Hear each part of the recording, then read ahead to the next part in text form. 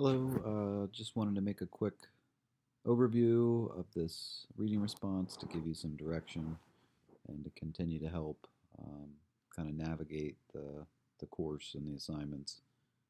I probably won't make a video for all of these responses because you'll sort of get the hang of these, but sometimes a little overview, it helps.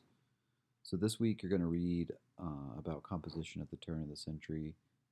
We're going to kind of push all the way up into the 50s because not a lot really changes with composition theory and pedagogy. That doesn't mean there aren't people, calling for change or seeing the need for change or doing research and investigations of teaching writing that, you know, are important and definitely contradict, what is happening uh, for those 50 years. But again, not a lot is changing because of other forces acting on composition as a field and a program. And then again, we talked about the labor involved in teaching writing and assessing writing and theme work.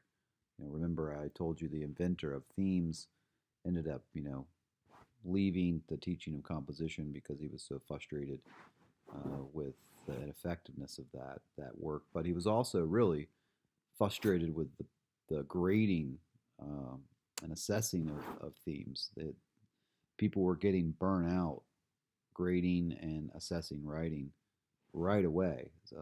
It's bizarre that they never made any changes. Um, a lot of times you don't need to read and assess every single word a student writes. That's absurd. They just need to be writing. So again, for whatever reason, um, there just wasn't a lot of changes, being made specifically in the classroom with the praxis. But in the 50s and 60s, we start to see some very targeted research that really pushes back on the current traditional rhetorical model, which transitions into the point of this video.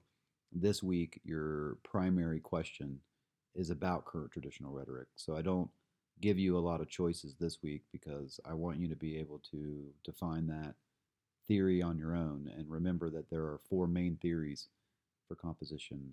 There's lots of theories, but they all stem from these four main ones: current traditional rhetoric, expressivism, cognitivism, and social epistemic rhetoric. Um, we'll talk about all four of those, and the goal is for you to to leave this class with the ability to define those, explain what they are, what they look like, how their theories, you know, how they look inside a classroom. So this question this week is specifically about defining that term and explaining what it is, what it looks like, using examples of the course descriptions or the textbooks. I noted that you can easily look up with a Google search like the title of a author of an old comp textbook, and it usually comes right up.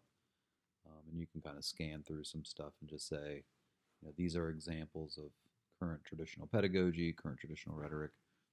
Um, it has various forms, but at the heart, right, it has this sort of prescriptive, formalistic approach. So, again, what is that theory? Give me a very detailed summary of what that theory is, what it does, how it works, and of course define it, in your own words. And then next week we'll start to move into some of the expressivism, the writing process, movement, things that are trying to push back on that current traditional rhetoric. And expressivism is kind of that first theoretical move, away from current traditional. Although current traditional is going nowhere and has gone nowhere. So again, if you have any questions about any of these discussion responses, just let me know. I'm happy to talk to you, help you in any way, shape, or form. And I'm looking forward to our discussion next week. Have a good week and a good weekend.